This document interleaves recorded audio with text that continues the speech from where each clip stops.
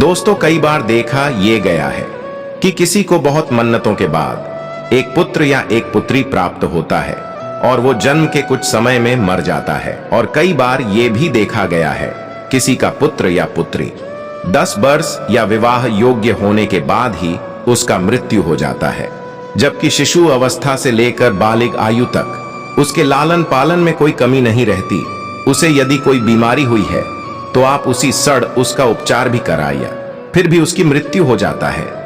क्या ये सब भगवान नहीं जानता कि माता पिता को संतान के मृत्यु के बाद कितनी कष्ट पीड़ा भोग करना पड़ता है? उस शव के परिजन कितनी पीड़ा सहते हैं? क्या आप जानते हैं इसका क्या कारण है? आइए जानते हैं। गरुड़ पुराण में इसका उल्लेख मिलता है। आप सभी ने कभी न कभी तो ये जरूर ही सुना है, माता पिता के कुकर्म का भोग प्रायश्चित उसका संतान भोगता है और संतान का कुकर्म का भोग उसका माता पिता भोगते हैं। भगवान श्री हरि विष्णु कहते हैं, उन मनुष्य के साथ ही ये घटना होती है जो मनुष्य किसी को अत्यधिक कष्ट पीड़ा और दुर्व्यवहार किया हो, कभी किसी को अपने योग्य नहीं समझा, सदैव दूसरों को नीचा दिखाया और हंसी मजाक का पात्र समझा।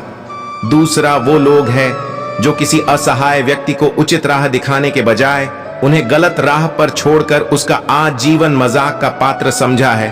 और कुछ ऐसे मनुष्य भी हैं जो दूसरों की मदद तो करते हैं, चाहे धन से हो या अपने कर्मों से।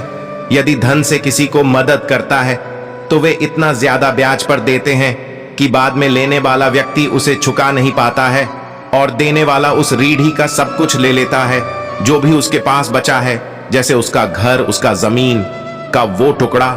इन्हीं मनुष्य के कारण रीढ़ी हो या असहाय व्यक्ति, इन सबको कष्ट दुख सहकर मरना पड़ता है। भगवान विष्णु कहते हैं, यही मरे हुए व्यक्ति ही मरने के बाद इन सभी के घर जन्म लेता है, कोई स्त्री के रूप में तो कोई पुरुष के रूप में।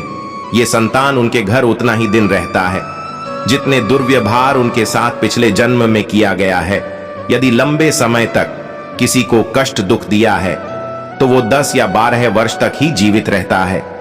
और यदि पिछले जन्म माता पिता को कष्ट यातनाएं दिया है, उसका संतान विवाह के उपरांत ही उसका मृत्यु हो जाता है। इन्हीं सब कारणों के चलते ही संतानों की मृत्यु होती है। और हम भगवान को कितनी गलियां देते हैं जबकि हमारा कर्म ही इतना नीच है। आइए इस पौराणिक कहानी के माध्यम से जानते हैं। एक बार एक जमींदार के घर जुड़वा बच्चा पैदा हुआ। इस खुशी में जमींदार ने सारे ग्राम को अपने यहां खाने पर आमंत्रित किया। सभी ने खाना खाया और जमींदार को खूब आशीर्वाद दिया। दोनों बालक को उसकी मां नहलाकर धूप में लिटा दिया और कुछ सामान लेने अंदर चला गया। तब दोनों बालक एक दूसरे की तरफ देख कहने लगा, अरे तू क्यों आया इस जमींदार के घर? तब दूसरा बच्चा बोला, जब मेरी स्त्री बीमार थी तब मजबूरी में मैंने अपना गाय और मेरा बड़ा बैल इस जमींदार को बेचा था। कई दिन इसके घर के आंगन में बैठकर बिना पैसों के चला गया। कुछ दिनों में मेरी स्त्री बिना उपचार के मर गई और स्त्री और मेरी गाय और बैल की शोक में मैं भी कुछ ही दिनों में मर गया हूं। अब मैं इसके घर बच्चे के रूप में 5 वर्ष की आयु लेकर आया हूं। जब मैं अपना 5 साल पूर्ण करके मृत्यु को प्राप्त हो जाऊंगा तब इस जमींदार को पता चलेगा जिससे आप अधिक प्रेम करते हो, उसके जाने का पीड़ा क्या होता है। फिर दूसरा बच्चा कहने लगा, भाई मैंने इस जमींदार से ब्याज पर कुछ रुपया लिया था। देते वक्त जमींदार ने जितना ब्याज बताया था, कुछ साल बाद जब मैं लौट आने गया तो असल रकम से ज्यादा तो ब्याज ही था, जो कि मेरा जमीन घर बेचकर भी जमींदार का कर्ज मुक्त नहीं हो पाया। इस कारण से मेरी मृत्यु हो गई। जमींदार पास बैठकर सब सुन लिया। जमींदार हैरान था क्योंकि इतनी छोटी शिशु को बात करना संभव नहीं था। एक और दोनों की मृत्यु का कारण जमींदार था।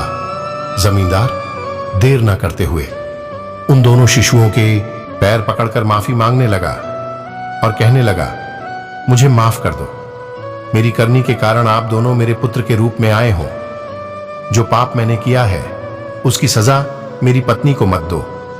तब सीसु कहने लगा, तेरे पापों की सजा तो केवल तू नहीं, तेरा समस्त परिवार भोग करेगा। पिता का पाप का पुत्र की पाप का भोग उसकी माता पिता भोगता है। जमींदार, तेरा कोई संतान नहीं होगा, तू संतान वियोग के शोक में जीवन त्याग करेगा। दोस्तों, आपको मेरी कहानी कैसी लगी मुझे कमेंट में बताएं। और अगर जानकारी आपको ठीक लगी हो तो एक लाइक जरूर करें। धन्यवाद।